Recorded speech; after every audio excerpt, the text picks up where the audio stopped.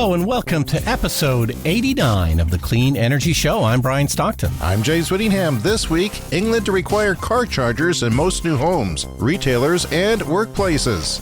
The myth of stable and affordable natural gas. Gasoline shortages pushing drivers to EVs. And the list of top solar countries will shock Brian. All that and more in this edition of the Clean Energy Show.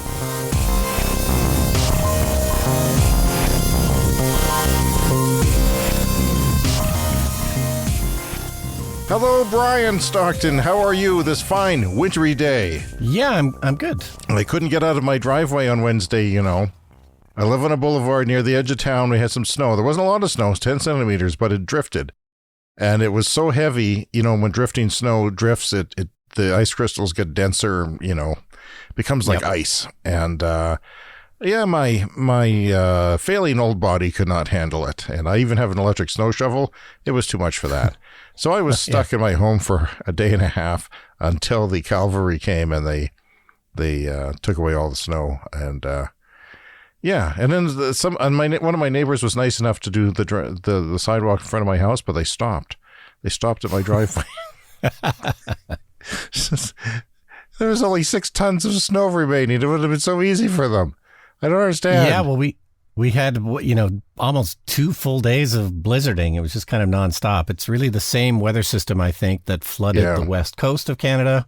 And by the time it got here, it was a blizzard and pretty nasty there for a while. So it was windy, and I'm in the situation which sometimes happens, that the snow blows off my solar panels on my roof.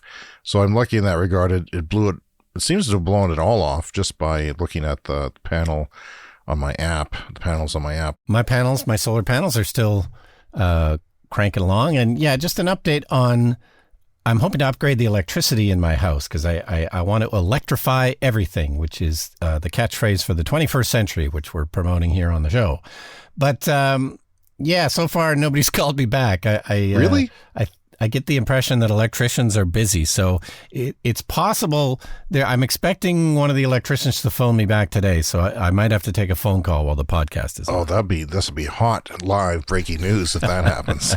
I don't know. I have mixed feelings about the electrician who did my solar panels, but that would be one person to call. I used to have his email because I was going to call him back and get him to do some stuff. And hopefully when we get another EV, I can give him a call and we can double our driveway charging there because we only have one EV right now. Speaking of which, I woke up to my window being broken on my Nissan Leaf. Oh, no. Just from a crack. And, it's 9 years old now.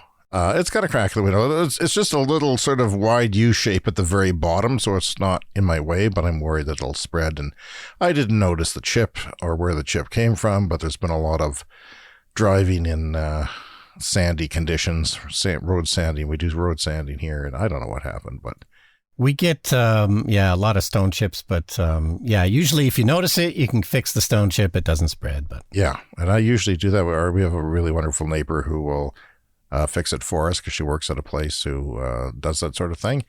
And she's been very kind to us in that regard. So my tires, I got new tires for the car. I noticed that they're quite noisy. That it wasn't just the balding, it was the tires themselves.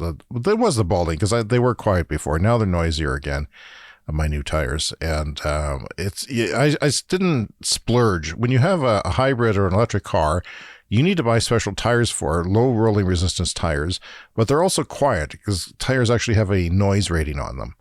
And in order to do that, like I got sale tires, like MotoMaster sale tires that were 30% off or something, or 40% off. Biggest tire sale of the year, they said. So I bought. And so I'd have to spend almost double to get the actual tires that I needed for my car. So I was too broke to do that. And now I have to face noise and probably reduced range as well. Yeah. Well, I have fantastic winter tires on my electric car, but they are noisy. They're the Capita 9s. It's a factory studded tire. The studs are put on at the factory. We probably talked about this a year ago when I put them on. I think they're the best winter tire you can buy. Like factory studded tires are the best studded tires. Yeah. And we've had a lot of ice the last few years. Like as the climate changes, we have more warm days, and all of our snow kind of warms up and it melts and then it freezes again and turns into ice. So I'm very, very happy to have these, factory studded tires. But they're loud. They are definitely loud, especially, on a normally quiet electric car. But also once you're driving on snow, you don't notice it so much. Yeah. But, when it's on dry pavement, they're pretty loud. Yeah, that's the thing about electric cars is that they're so quiet that you notice the loud tires. It's not like they're making them louder. It's just because you don't have other things to distract you that, So, I mean, there's some electric cars. Does the Tesla have noise cancellation? Can you just turn on noise cancellation that sort of cancels noise? Is that a thing? I think maybe in the expensive ones. Yeah, maybe in the S and the X. I got into an argument with my son this morning, who's at university studying engineering. And he's in the first year, so they're taking different classes. And he's taking something about, they talk about communication in engineering. You want concise and clear communication when you're writing, or say, instruction manual for something or something like that. Yeah.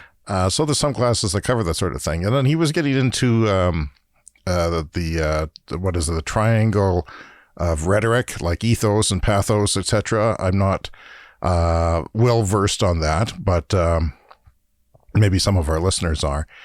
And I noticed that he said his prof criticized PETA for having poor rhetoric, poor use of rhetoric, that they weren't effective in getting their point across and convincing people. And then the prof also criticized Greta Thunberg, which my son likes to do. He's not a Thunberg fan. I don't know why, because he's a climate change person, but he maybe it's because she's his age and, she's getting a lot more press than he does. He's jealous. It must be a pain in the ass to have your dad admire somebody your age across the world who's doing something. But that doesn't mean I don't admire my children. I very much do. But yeah, this says that she was manipulative despite her good intentions. And the prof said that if you're arguing on the basis of feelings alone, you come off as irrational and manipulative. And she's asking us to act on our feelings. Which I disagree with, it doesn't make any sense to me. And I'll present this argument, which I did to my son. If she's so goddamn bad at communicating, why do I know her name? Why is she being discussed at a university class? She was a 16-year-old, fairly severely, person who dealt with Asperger's and was restricted and also empowered by the condition. So why, if she's so ineffective, are we talking about her? It's not like, it's bad press. Any press is good. Bad press is good press, etc. But it certainly is a question of the best way to tackle this. I mean, I did think about that when I heard Greta Thunberg speak after the COP26, because of course she was, super critical and not giving an inch. Like, really, she was super disappointed that very little had been accomplished. And obviously in the many years of COP conferences, very little has been accomplished.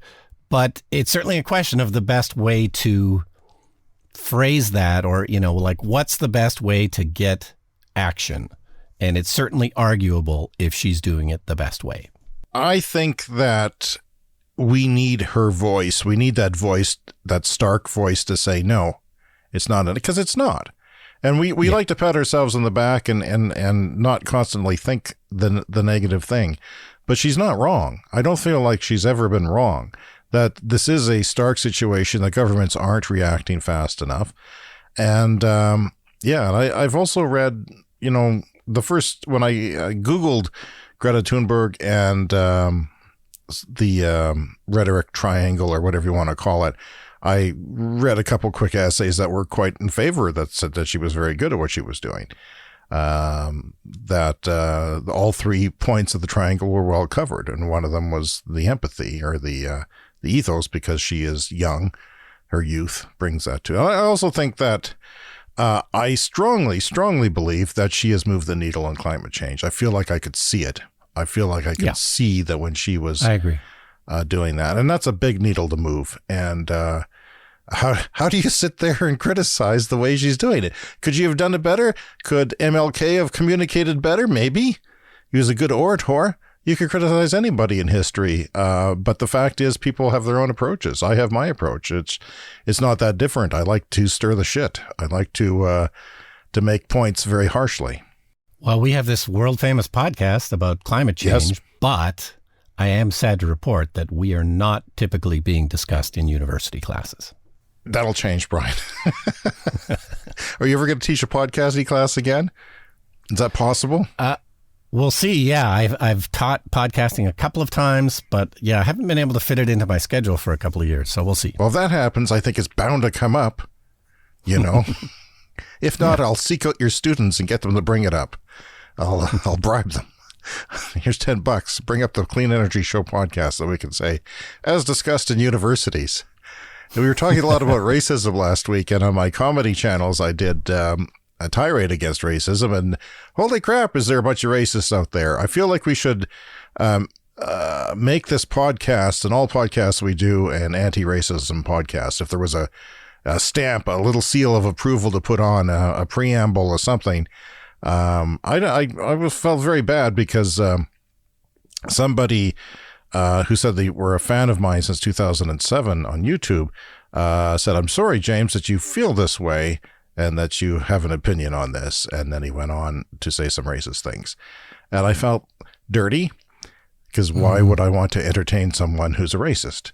Well, I don't want to entertain anyone on this podcast who's a racist either. So if you're listening, go away. I don't like racists. Yeah. Please, go away. We don't like them. They're not.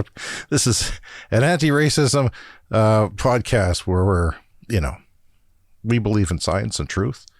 And if you're a racist, you probably think the world is flat anyway, so who cares? This is the Clean Energy Show.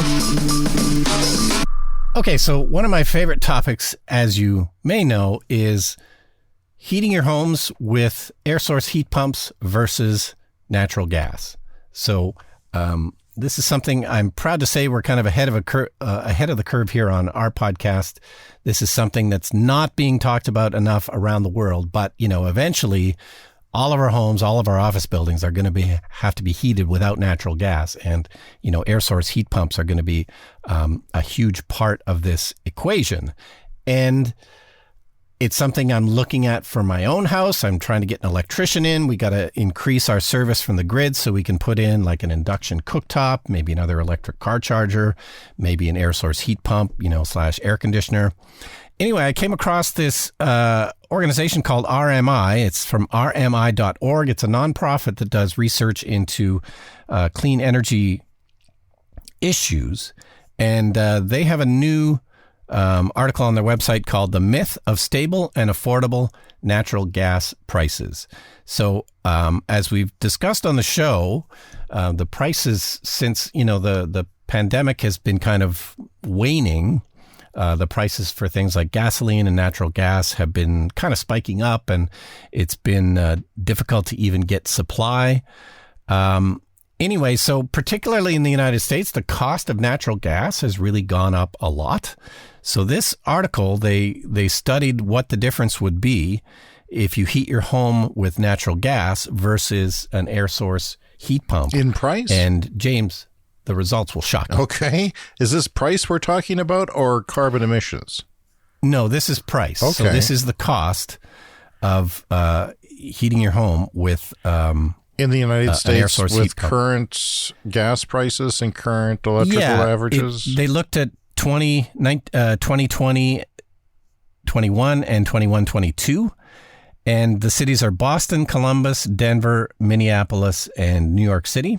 And much to my surprise, and of course, this is going to vary depending on where you are, like what your electricity prices are in your local area and what your gas prices are.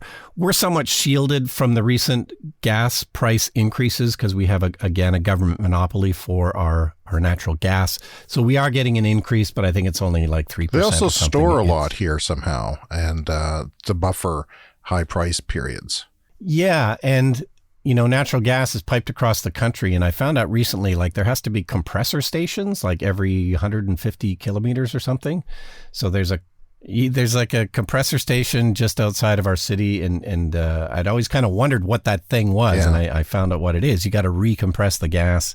Anyway, blah, blah, blah. It is quickly becoming cheaper to heat your home with an air source heat pump than natural gas. So it's not across the board on these 5 cities, but even in Minneapolis, so it flipped from last winter to this winter.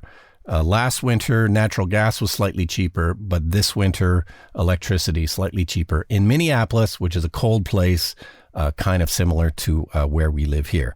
In New York City, it's still slightly cheaper to heat with a gas furnace. I'm not sure why. That could be, it's a milder climate, so that probably has more to do with the local prices. But natural gas is no longer cheap. And so this was kind of the main argument against heating with electricity. But with the technology of an air source heat pump, or even a ground source heat pump, if you're lucky enough to have one of those, they're a bit more expensive to install. The tide is going to turn. I was just really surprised and happy to see this. And so I'm definitely going to price out an air source heat pump for my house. Now, if I can find an electrician, and of course, these only work to about minus 20 Celsius, and we do get colder here, so I will have to have some kind of a backup solution or maybe keep the natural gas furnace. But this is something I'm going to work on the next few months. What we don't know, Brian, is where we live, where we're 45% coal and what is it, like 66%, almost 2/3 fossil fuel powered grid. Yeah. We don't know where that stands, even if it's a good idea. Because we're a small jurisdiction, It would be, not many people are maybe looking at this, but I'm sure someone could. That's definitely part of the equation. Like if I do heat my home with electricity and, we're getting kind of power from the dirty grid. Now I do have solar panels. So, I'm expecting if I do install all these things, I'm going to probably double my electricity use. And, so then only about half of it would be covered by my solar panels. But I think because the grids are getting cleaner, not quickly enough, especially around here. We have a dirty grid now, but if I install an air source heat pump every year, it should get slightly cleaner to run. So one thing that naysayers never factor in is the fact that what the grid is today is not what it'll be tomorrow. Every grid is getting cleaner due to the price of renewables and government policy, but also because of the price of the renewables. And our grid here, which is one of the worst in North America, I think, is going to be 50% renewable by 2030. I don't have a whole lot of faith in that, but that's what they're saying. So hopefully that works out. Either way, it's going to get greener, and either way, the fact that you would be supplying half by solar changes the equation as well, regardless of what the grid is. So that's a difference. You got quite a few solar panels there. Yeah, I could make about 8 megawatts a year. Right now, I use about 10 megawatts a year, so I'm already using the grid a little bit. Since your electric car came on board? Since my electric car. So yeah, I was kind of net zero for a while there. But anyway, I figure practice what you preach. I'm going to try and electrify everything, sure. And I'll keep you updated. And everyone can listen to the show and see how it's going years in advance. We will need government policy on this. One thing that came to mind is the United States does not have a carbon tax. So the natural gas prices, if you put a tax on it, then that makes it less competitive, right? And that it would be even higher. That moves the needle on that as well. So that's a big deal. We do have that in Canada, and it is going up. Is it every year until 2030 or something like that? I think so. Something like that, yeah. And people complain about gas prices, but I looked at the gas prices are only going to go up like 38 cents or something in the whole next decade. It fluctuates based on demand and supply pretty quickly that way too. And yeah, there's nothing you can do about it. So, is there anything else you wanted to say on this? Nope. Okay, well, let's move on then. I wanted, Brian, if you don't mind, I want to, some weeks the Clean Energy Show mailbag is empty, and I look at it and I turn it upside down and nothing but dust balls come out. And then some weeks we are flush with letters. So I thought we'd break up the feedback part of the show, and if you could read the first letter to us, it comes from a listener in British Columbia, Canada. I believe her name is Megan.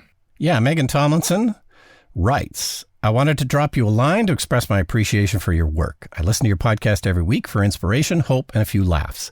I've grown up and live on Vancouver Island, where the green movement is deeply rooted. It's relatively easy to align with fellow humans who share a deep concern for the climate crisis. That said, I live in a small town, Comox Valley, reliant on the logging industry, in addition to many community members who travel to Alberta to work in oil and gas. It's not easy to speak out against the capitalist activities that are harming our planet when people's livelihoods depend on these industries. I commend you for doing this work as residents living on the prairie lands. I'm a registered nurse and member of the Canadian Association of Nurses for the Environment, CANE. I write a monthly column entitled Planetary Health for our local newspaper. The concept of planetary health is relatively new in academia and the medical community. Of course, Indigenous ways of knowing have long understood the interconnectedness between the natural world and individual community health. However, Western minds are catching up. Under the conceptual framework published in the medical journal The Lancet, the medical community is catching on and speaking out. This is a good thing. Nurses, doctors, and health professional allies are rallying together to highlight the climate emergency as a public health crisis. On November 4th, a group of us gathered on the lawn of the BC legislature to highlight the concern and raise public awareness. I appreciate the nod you gave to the health implications in your latest episode, which drew attention to the air quality in India. In British Columbia, we've had a year like no other with extreme weather events clearly impacting the health and well-being of our residents. It's overwhelming, heart-wrenching, and exhausting. Your podcast balances both outrage and optimism so well. It provides me with inspiration and bravery to write about potentially divisive topics. Please continue your work as it is fueling our hearts and minds more than you may know. Well, thank you so much, Megan. That was amazing.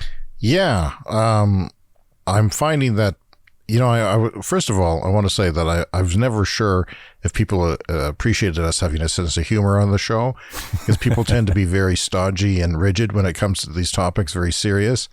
And we like to have a few laughs along the way whatever we're doing. So that's good. It's a serious subject, but, I often think serious subjects are best dealt with a little bit of humor. Yeah. And yeah, as long as we're having fun, other people will come along for the ride. I'm very touched that Megan feels this way and that likes our show and feels that we are inspiring her. I feel uncomfortable with that role, as I'm not accustomed to inspiring people, but I'll take it. And I didn't know about the whole nursing thing either. Yeah, no, that's really interesting work. And yeah, it's such an important thing. The idea of, bringing up these difficult topics, which are so divisive, which you outlined very clearly with, people in your family. And it's not something you just want to argue with people about. So I struggle with the best way to do that. And I don't know, I guess maybe that's why we have this podcast. I don't think that people's minds are changed very easily, and I don't have the time or energy to do it myself. And some people are, entrenched in their views, and there's not much that can be done. As long, though, as the people or the majority are making noise and their politicians are responding, then there is some hope. I think, because that's where it's happening, is at the less of the individual level and more political level. And we're seeing some great things, and we'll come back to the mail in a second, unless you have anything more to say about the letter. Then we'll just keep on going here, because new homes in England, and that's what the headlines were saying was England. I don't know if it applies to the whole UK or not, to have electric car chargers by law starting fairly soon.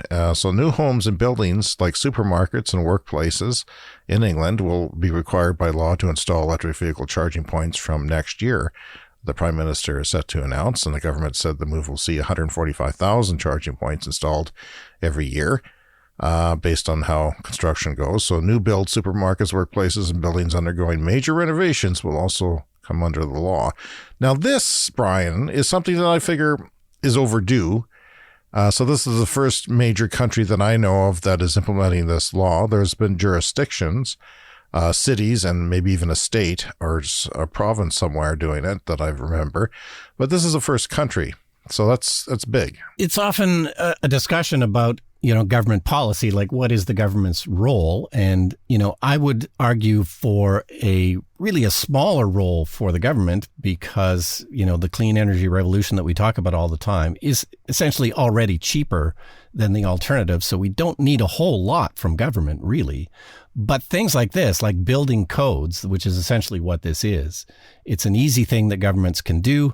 There's similar initiatives to stop natural gas from being installed, like no new natural gas heaters in certain places. Some places require solar, or at least the possibility of solar and so forth. So, these are the kind of government initiatives that make a lot of sense to me. I'm always on Twitter hounding my local government here to wake up and do something like this. This needs to be done. If you are blind as to what is coming down the road, as people who don't listen to our podcast might be, you might not think that this is a necessary thing. However, you and I both know, and our listeners know, that things are changing very rapidly, especially in the electrified transportation space. And due to economics, certainly by the end of the decade, if not in a couple of years, everybody's going to be demanding an electric car. And if you have a choice between property A and property B, and property B has an electric charger for the car that you are either just bought or you're thinking of buying in the next year or two, which one are you going to pick? So yeah, you don't want the hassle of installing. No one wants to buy a property, especially a new one, and have to, have an electrician come in and dig it up and feed some wiring in. You don't want to do it that way. And you also want your panel to be prepared, right? And I was just watching a YouTube channel the other day. It was a couple from Ontario, and they were just talking about how in their apartment building, the management had put in a couple of car chargers in the underground parking that they have in their apartment building.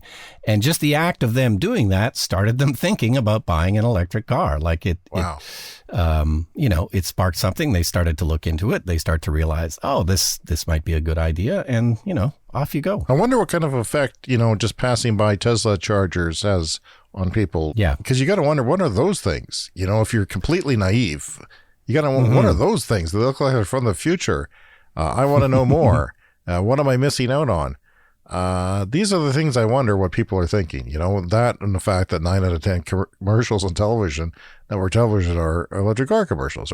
And I remember you telling me when you drove through the U.S. a couple of years ago where you came across a Tesla supercharger in literally the middle of, was it Montana? The middle of nowhere? Yes, it was on a mountain pass in Montana.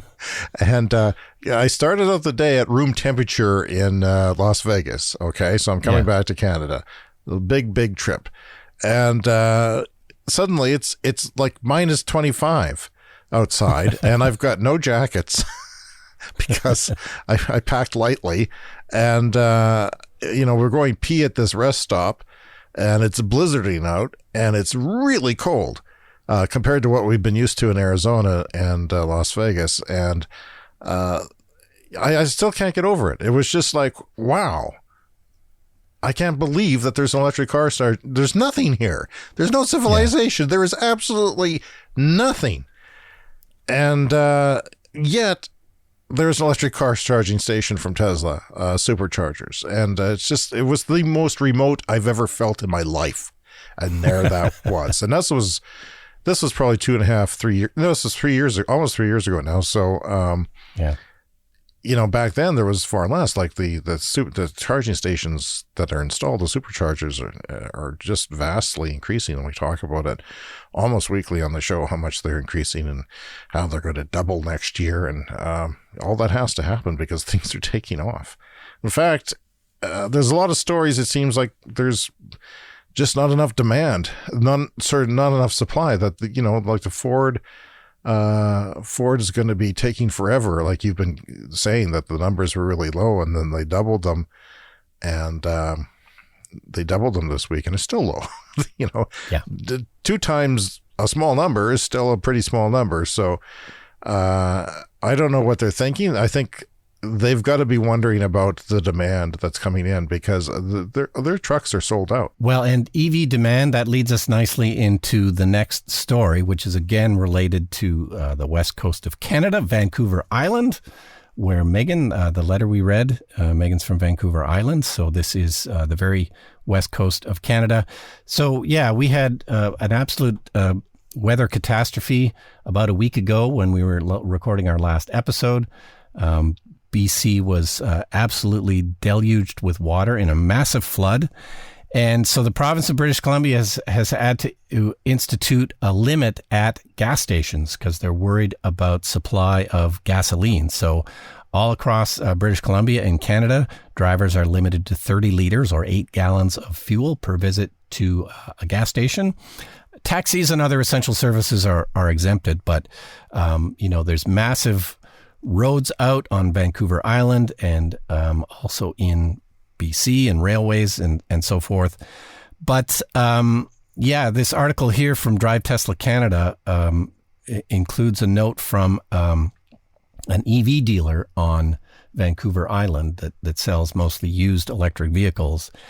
And guess what the gas shortage has done? It has prompted numerous extra phone calls to their dealership. So, when gas is expensive, A, and B, now suddenly in limited supply, it's definitely going to get people thinking about electric cars. And this is definitely what's happening. And of course, if you're already in British Columbia and you already own an electric car, you got to be damn happy with your choice. And smug. As this, massive lineups at gas stations for limited amounts of fuel. Yeah, I saw a call on Twitter that said, don't be smug, electric car owners. Help give people rides and things. And that's a good idea. I thought it was a good idea to help giving people rides. Plus, you get them into an EV and you get to show them what an EV's like. Yeah, usually electric vehicle owners are pretty nerdy about their cars and like to give people a ride. But I just want to add something to that story to finish this off. It's the quotation of the day in the New York Times for today, and it's from Maren Smith, who I follow on Twitter, Executive Director of Clean Energy Canada, which is a climate program at Simon Fraser University in Vancouver. And this is the quotation of the day in the New York Times. In the last 6 months, BC has both burned and drowned. So there's really no greater evidence of climate change right now than here in British Columbia. It's crazy, and it's sad. What happened last week, they're talking about it coming back again this week. There's more rain in the forecast. It's described as an atmospheric river because BC is on the coast of the Pacific. All these systems are getting swept in one after the other into this big line that goes all the way to Asia. It's incredible to look at it. Because you don't really see how weather systems work off in the ocean usually. You only see how it is here and then, a few miles that way where it's coming from. But to see how these things are just all lining up into this line, which does literally look like a river on the satellite of moisture coming to this one spot in BC. So my son keeps asking me, where do you want to live? Where would you live? Would you live in BC? Would you live here? Would you, what? For some reason, he's obsessed with that. And I used to want to live in BC, but I gotta tell you, Brian, I don't feel good about that idea anymore. Just even for the summers, because they're constantly battling smoke. I like my blue skies, and I'm not even sure I'm going to get them here. We are quite high above sea level here, so if sea levels rise, we're going to be okay. If the weather gets warmer, we're kind of okay because our winters are so damn cold anyway. So yeah, in a climate changed world, I think we're in an okay place. And I would be slightly nervous about moving to BC, although, I would like to. I'd love to retire in BC. There's no fault lines here, no volcanoes, no earthquakes, occasional tornado, not a lot. And what else is good? Yeah, I mean, if you're a farmer, you're probably going to be experiencing some terrible droughts in the next century. We already are this year. So, we had a famous tornado in our city in 1912, the famous Regina cyclone. You must have heard about this, James. Of course. There's like statues of a man flying in a canoe. There should be. Yes, There's not, but there should be. And did you know that Boris Karloff was in town for the Regina cyclone? No, I did not know that. You and your trivia, it's crazy. Boris Karloff was a traveling actor at the time, and he was doing some play that was traveling across the country, and Boris Karloff helped clean up the Regina cyclone of 1912. And he survived it. Yeah. So, yeah, we haven't had a tornado in the city since 1912. So that's 100 and almost 10 years. So I guess we're due. We're due. Oh, you and your bomb shelter. If one strikes during the recording of our podcast, you're set. I will be safe. Yeah, I'll be flying across I'll be the first one hit probably. You're up way too high there on the second floor. I know, and I'm close to the edge of the city. Just the type of place. There's no trailer parks near me, which is good. So I've got that going for me. Yeah. That's where the tornadoes always like to go. Brian, I noticed that there was a list on the internet of the top solar producers, the countries that produce the most solar per capita, and I could not believe my eyes. And therefore, I don't think you will either. Okay. I was very, very surprised at the list. Now, unsurprisingly, Australia was number one at 637 watts per person. That is not surprising. Germany is not surprising. They were the first to get onto solar. They're number two, even though they have half the solar potential as Canada, where we live. It's kind of cloudy in Germany, but yeah, they've gone big on solar. So they've got 593. But can you guess number three? You'll never guess number three, so I'm not going to ask you to guess number three. Okay. I'll ask you to hold on to your socks as I say this. Yeah. Japan. Really? Yes. I'm shocked. I thought you would be. I'm shocked too. It's because they've been kind of all nuclear, and they're doing coal to replace the nuclear, and they've kind of poo-pooed green tech because they need so much power and they want to fool around. They're number three. And it's a small country with not necessarily a lot of excess land. No, but this is a per capita, remember. This is not... Yeah. This is per person. But, Japan's got not a small population. It's a pretty big population, yeah. So the Netherlands would come in number four. Maybe that's less surprising because smaller population, in Belgium and Italy is number 6. And then Malta, of all places. Switzerland, which we think of as a Nordic country, number 8. Greece, which we think of as a troubled country economically and financially, number 9. And then Luxembourg rounds out the top 10. So I guess Japan was the biggest surprise on the list, but I found the list kind of surprising. United States, not on there. No, and Canada not on there either, I guess. And we could be. And the United States has so much solar potential and so much desert and so many places to put that. It's just kind of a shame that because I always thought of them as a fairly good adopter of solar in the last 10 years. So that's a little bit disappointing. All right, Brian, let's get to our second letter of the week, if you don't mind. And I just want to remind everyone how to get a hold of us. It is the cleanenergyshow@gmail.com. That is our email. And we're on Twitter, Clean Energy Pod. We're on TikTok, Clean Energy Pod, where you can see clips of the show and sometimes even some special content. Don't forget to check out our YouTube channel, where we have a viral video now topping 300,000 based on starting and using an electric car in winter. And a lot of hate there, but a lot of good things too. So we got some special features up there. You can also leave us a voicemail, speakpipe.com/cleanenergyshow.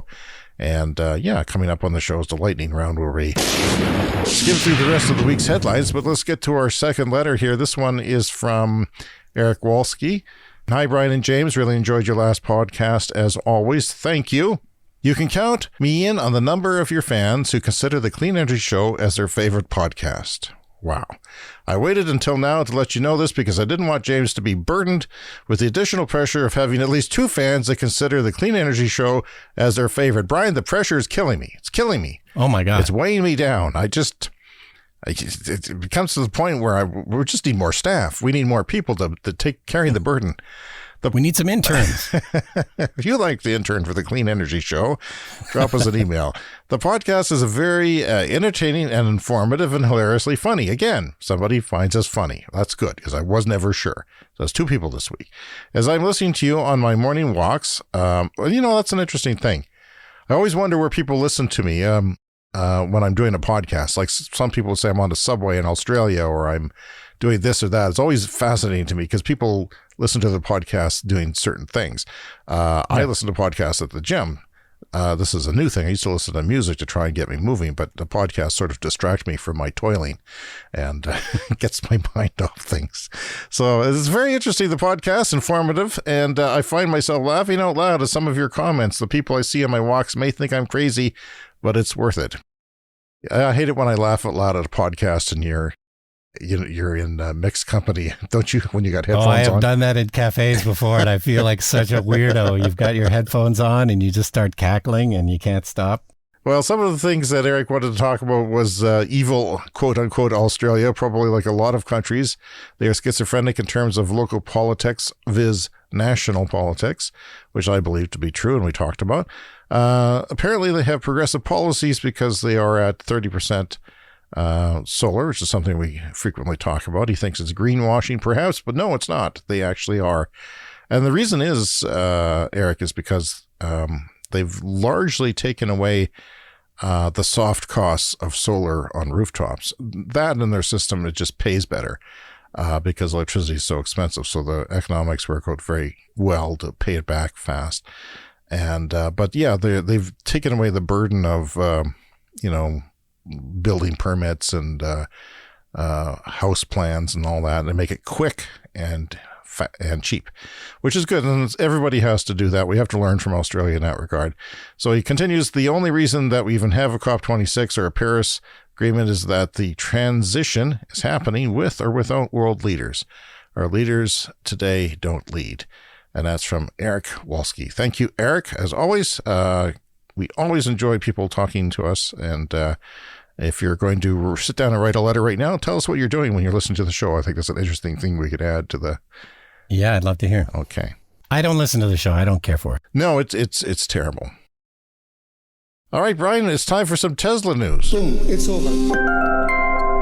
The future is pure electric cars.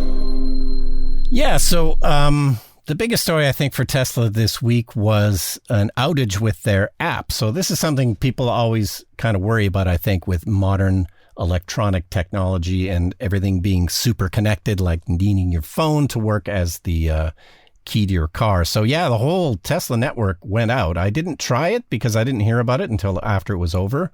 It was on, I think, maybe Friday afternoon for 2 or 3 hours. Worldwide outage of the Tesla network. So people couldn't access their phones or access their cars using their phones. So it made for some nice headlines because it seems kind of alarming if you can't, contact your car. But you don't actually need your phone or that network to run the car. You still can get into the car with your key card. You could still get into the car with the Bluetooth on your phone. It's just you couldn't preheat your car using your phone. So it was surprising, and it's certainly not ideal that something like that would happen. But, not ultimately that big of a deal. They didn't say what it was about, right? It's not a hacking incident, but it could, seems like it could be in the future. Yeah, no, it wasn't a hacking incident. And there was also an incident a couple of weeks ago when they released full self-driving beta 10.4. And the first version that they released had a bug in it. And it kind of messed up something to do with the car and just didn't work at all. Like the full self-driving that they released didn't work at all. So they recalled it, several hours later, put out an update. So, this is the typical story with technology. Same thing happens with updates to your phone.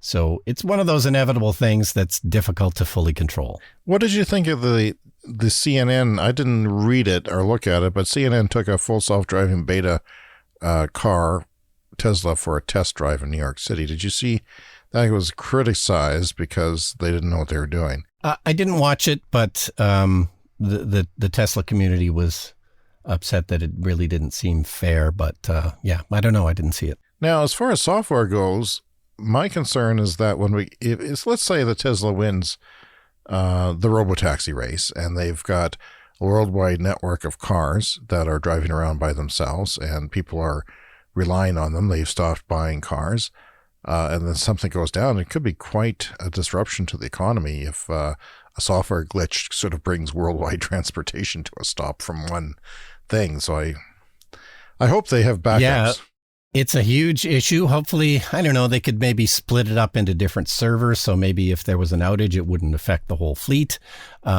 But, these are all essentially robots on wheels that, can be controlled by computers. So, the biggest danger is that somebody hacks the network and then, tells all the Tesla cars to drive into people on the street.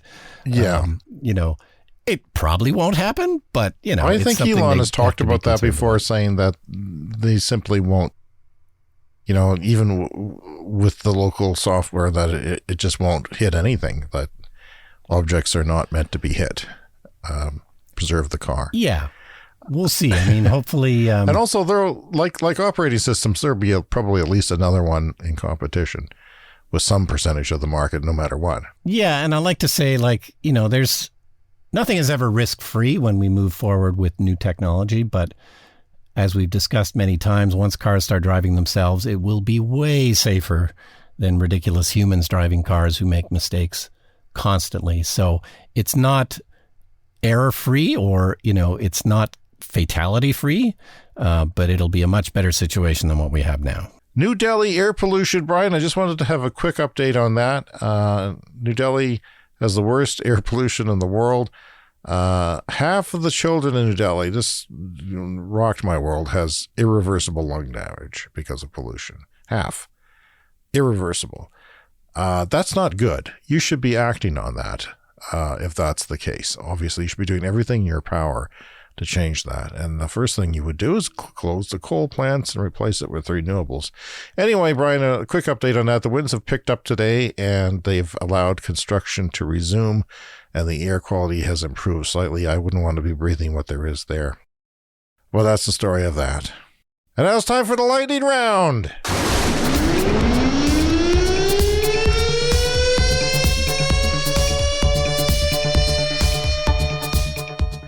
The lightning round, Brian, is where we skim through the headlines and clean up the stories we've missed and left behind, so nothing gets left behind. Ford is planning to double its EV production capacity by 2023 to 600,000 EVs a year. That is nothing, because they sell a million F-150s in North America just by themselves. So long way to go. It's an improved number from what they were talking about previously. But it's just still not enough. 600,000 by 2023 is way too slow. And they're also not guaranteed to make that. That's just their goal. So, they may make less than that, just difficulty procuring batteries and so forth. In Canada, where the federal government lives, in Ottawa, in Ontario, the National Capital Commission will ban the use of gas-powered leaf blowers, hedge trimmers, and other small tools on its property. And the City of Ottawa is rumored to be potentially following suit shortly. We were talking a few episodes ago about banning it in, lawn equipment that run on gas because it produces so much bad air. Yeah, well, of course, this is our first viral TikTok video, was the one a clip from our show.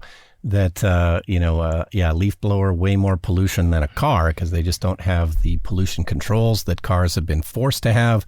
They're simpler two-stroke engines. They're just the worst for pollution. I was thinking we should have a regular segment on the podcast designed for TikTok, like a fact. Yeah. A fact that sort of shocks people or gets people talking. And then we'll just do one of those every week if I can find one, or if viewers send them in. Yeah. China's cabinet says it will set a special relending facility worth, I don't know what that means, other than they're going to lend $31.4 billion to support the clean and efficient use of coal. I felt dirty reading that. I have to go have a shower.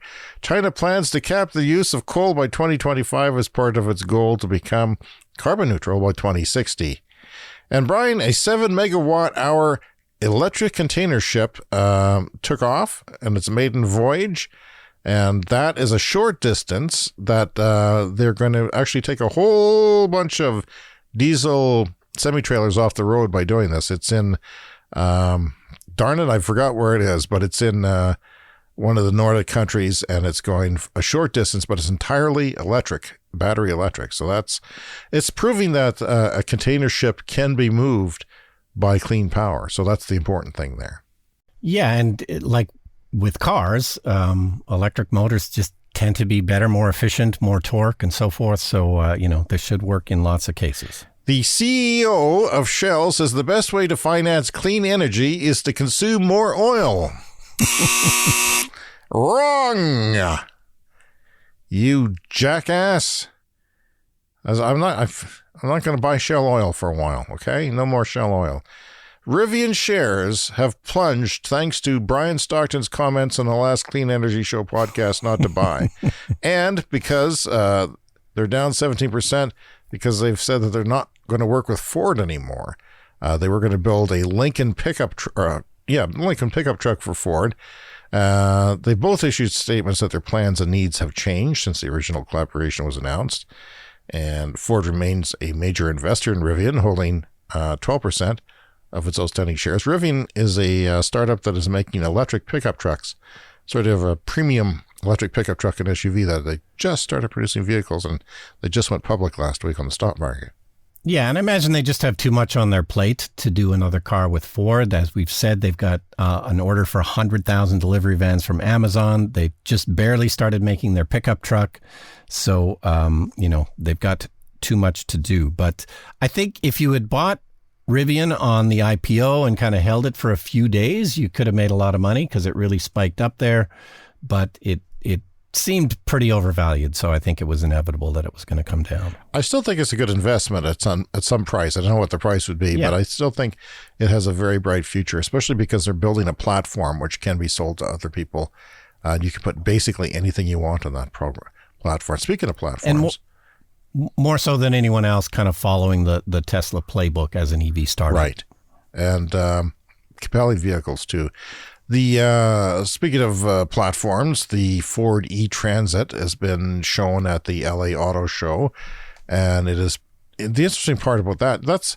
It's kind of like not a full-on van, cargo van, but kind of like based on a car I think they used to base them on Ford Taurus platforms.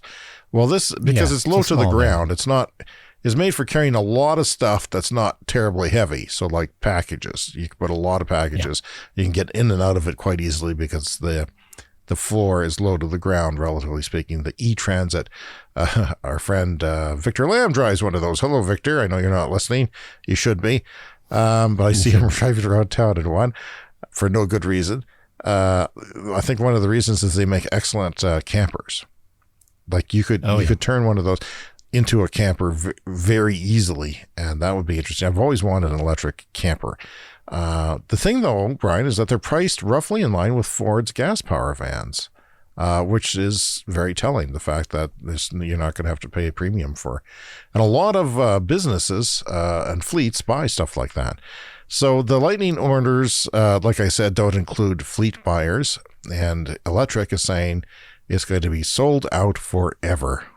When do you think somebody's going to be able to buy one of these off a dealership? 5 years? 6 years? The electric F-150, yeah. You better have a deposit in now or it's going to be many years. There's a Toyota Panasonic Gigafactory in Greensboro, North Carolina. And you know what? I just thought it was interesting that that's part of one of 254 EV battery plants in the pipeline leading up to 2030. That is a lot of battery factories, and they're increasing literally every day. Every time we turn around, in fact, there's another my announcement. Information is probably already out of date. Yes. So the Danish Air Force has become the first in the world to operate electric planes. They bought some little electric planes. I don't know why. It's like a one-person plane. They probably can't carry very much, but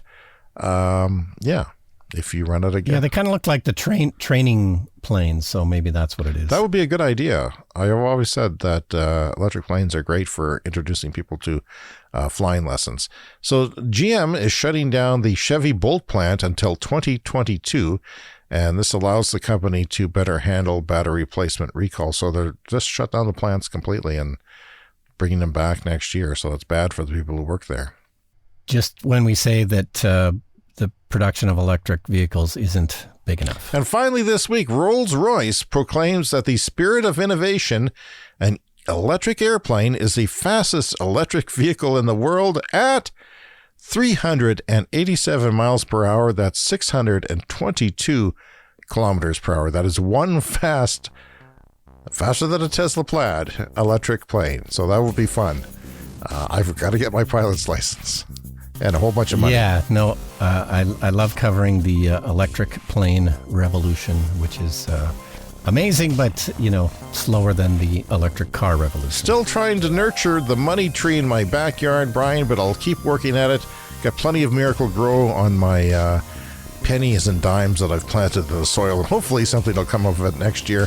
That's our time for this week. Consider rating and reviewing us on iTunes and other places and wherever you get your podcasts. And we'll eventually read it here on the show. And we look forward to talking to you again next week. Bye for now. See you next week.